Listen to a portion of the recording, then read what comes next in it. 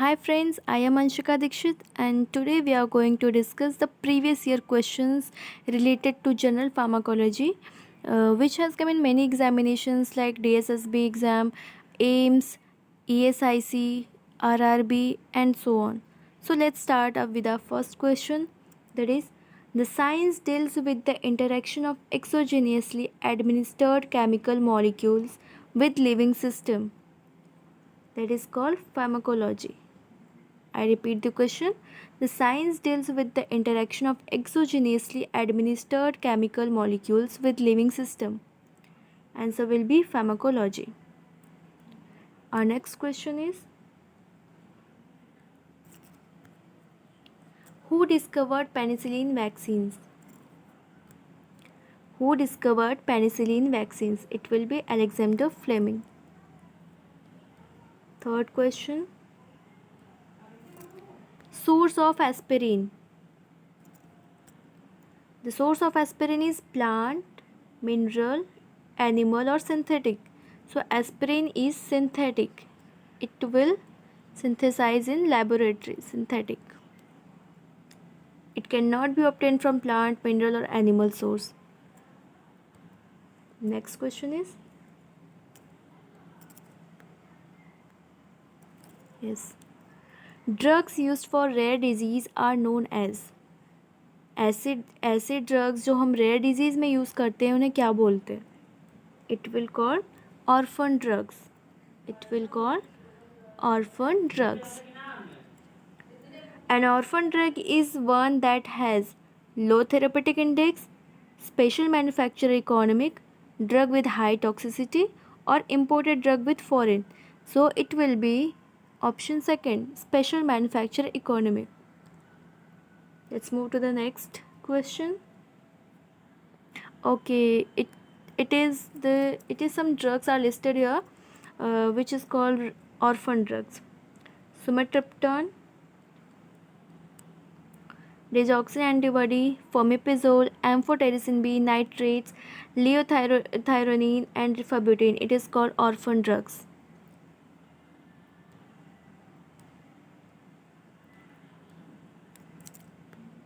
Next is, drugs that are obtained if prescribed are known as. Drugs that are obtained if prescribed are known as. ऐसे drugs जिनको prescribe किया जाता है उन्हें क्या कहते हैं? It is called prescription drugs. Next is, hypodermic injections are administered into the skin between epidermal and dermal layer. Next option is into the tissue or relaxed muscles. Option C, into loose connective and adipose tissue immediately beneath the dermal skin layer or into the cardiac muscles. So hypodermic injections are administered into loose connective tissue and immediately beneath the dermal skin layer. Our next question is,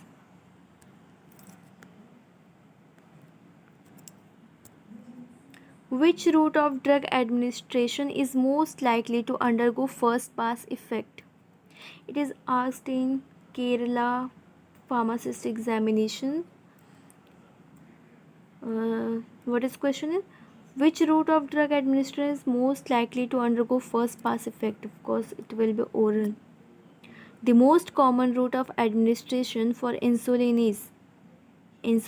is administered through subcutaneous route.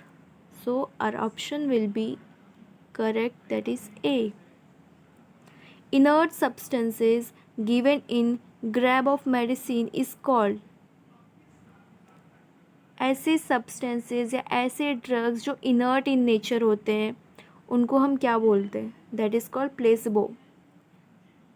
ये ऐसे कुछ ऐसे patients को दिया जाता है जिनको psychologically ऐसा लगता है कि वो बीमार है बट वो बीमार नहीं होते. वो जाते हैं डॉक्टर्स को बोलते हैं कि मुझे कोई मेडिसिन दे दीजिए, मुझे ऐसा फील हो रहा है या ऐसा फील हो रहा है. तो डॉक्टर्स क्या करते हैं, उनको एक प्लेसिबो प्रिस्क्राइब कर देते हैं जिसके अंदर कोई भी हमारा मेडिकामेंट नहीं होता है. That is only excipients. Okay, और ये हम थोड़ा अपना क्लिनिकल रिसर्च वगैरह में भी यूज़ करते हैं। जब भी हम कुछ ड्रग्स का कोई नए ड्रग को हमें लॉन्च करना होता है, उसका हम उसको क्लिनिकल ट्रायल पे रखते हैं, तो कुछ पेशेंट्स को हम प्लेसिबो देते हैं और कुछ पेशेंट्स को रियल मेडिकामेंट देते हैं, और उन दोनों के जो स्टेटमेंट्स होते हैं उनको हम बाद में डिसाइड करते हैं कि हाँ मतलब क्या उनका अलग अलग रिस्पॉन्स है। Okay, next is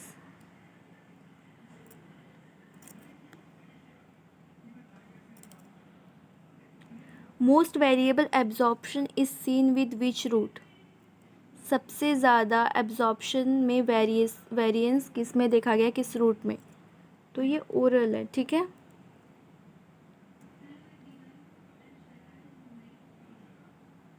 the route of administration of vaccine BCG is, BCG हम किस रूट के थ्रू देते हैं? It will be intradermal route, ठीक है। Depot therapy is possible with which route of administration? IM में डिपॉट फॉर्मेशन होता है, ठीक है। Polio vaccine can be administered by route in newborn. Polio vaccine को हम किस रूट के थ्रू देते हैं न्यूबॉर्न में? It will also be IM,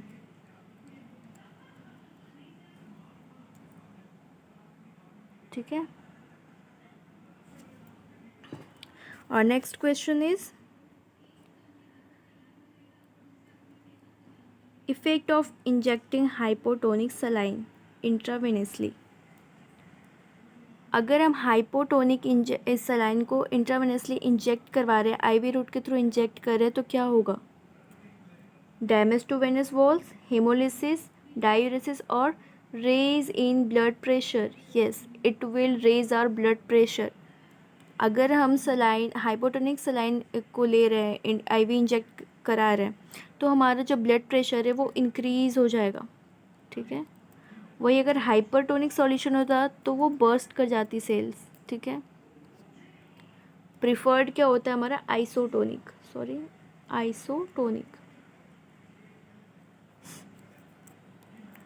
next,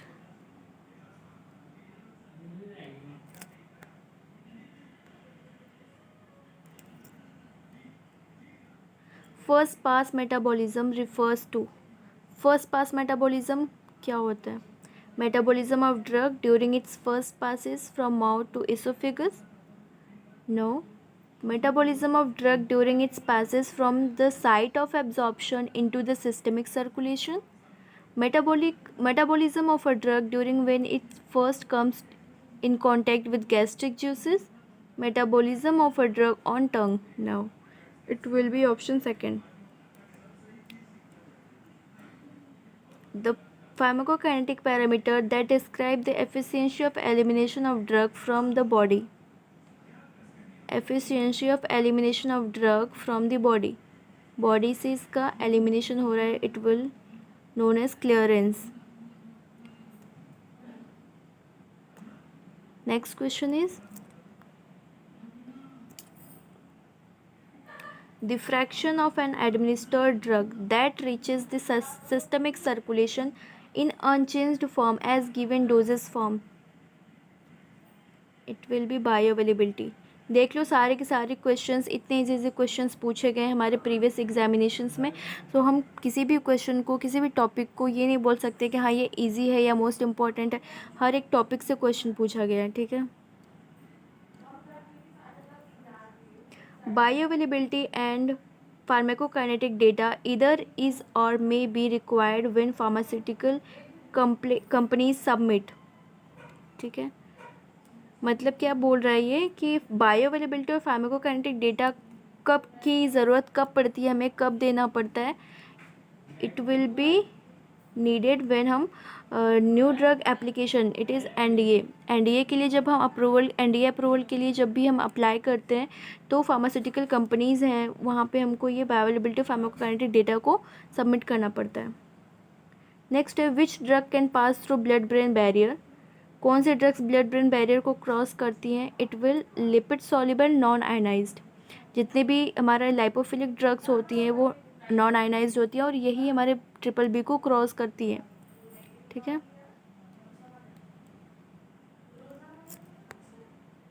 next क्या है, bioavailability of drug by which route reaches 100%, it will be IV, of course IV होगा. Hofmann elimination refers to drug eliminated by gel matrix formation, aerosol evaporation, molecular reorganisation या enzymatic degradation.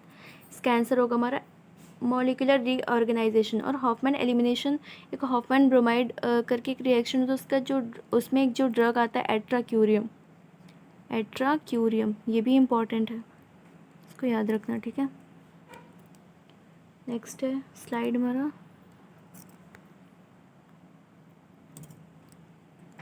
Which of the following drug is absorbed by the stomach.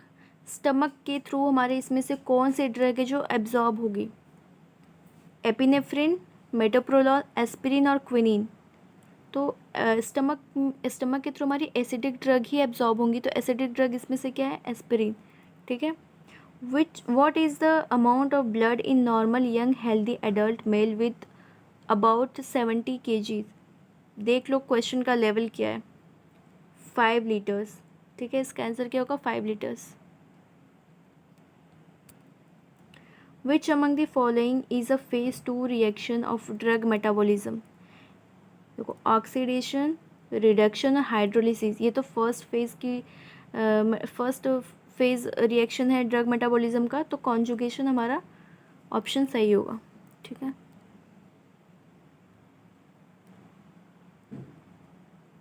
Next is false statement regarding first order kinetics. Rate of elimination, alpha drug concentration, सही है. Clearance constant होता है, ये भी सही है. Constant amount eliminated in unit time, constant fraction eliminated in unit time, last वाला भी सही है. तो मतलब सी ऑप्शन इसमें गलत है और हमें वही फाइंड करना था, so it will B correct. Loading dose of a drug is govern by volume of distribution, half life, clearance, it will be option A only, volume of distribution. ये मैंने प्रीवियसली जो फार्माकोलॉजी की हमारी MCQ वाले series चल रहा था, उसमें मैंने सेकेंड या थर्ड वाले में डिस्कस करा था कि volume of distribution loading dose को गवर्न करता है. और ये क्वेश्चन हमारा GPAT और गेट में भी पूछ चुका है, और ये हमारे फार्मासिस्ट एग्जाम्स में भी पूछा जा रहा है. देखो ESIC में पूछा हुआ है.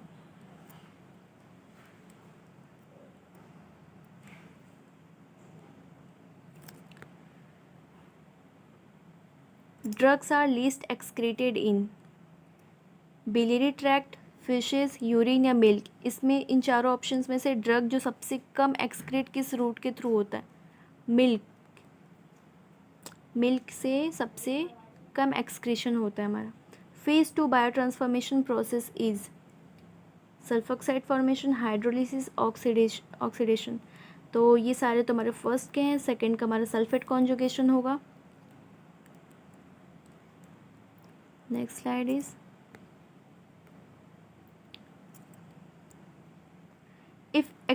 if extraction ratio value is 0 then there is no metabolism, distribution, elimination और absorption. अगर एक्सट्रैक्शन रेशियो जिसको हम ER से डिनोट करते हैं उसकी वैल्यू 0 होती है, तो तब उस टाइम पे क्या होगा, मेटाबॉलिज्म होगा, नो मेटाबॉलिज्म होगा, नो डिस्ट्रीब्यूशन, नो एलिमिनेशन और नो एब्जॉर्प्शन. तो नो एलिमिनेशन, यहाँ पे एलिमिनेशन नहीं होगा, ठीक है. Next question is which of the following drugs cannot given as IV bolus shot. Potassium chloride को देते हैं, इंसुलिन को भी दिया था, सबक्यूटेनियसली एडेनोसिन दिया था, तो डेक्सट्रोज. इसका ऑप्शन क्या करेक्ट होगा हमारा, D.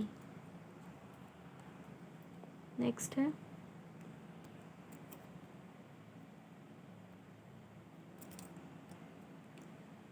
proprietary name of drug in drug nomenclature refers to chemical name, generic name, brand name या scientific body name. इसमें से क्या करेक्ट होगा, हमारा जो ड्रग का नॉमेनक्लेचर है उससे ये क्वेश्चन पूछा गया है.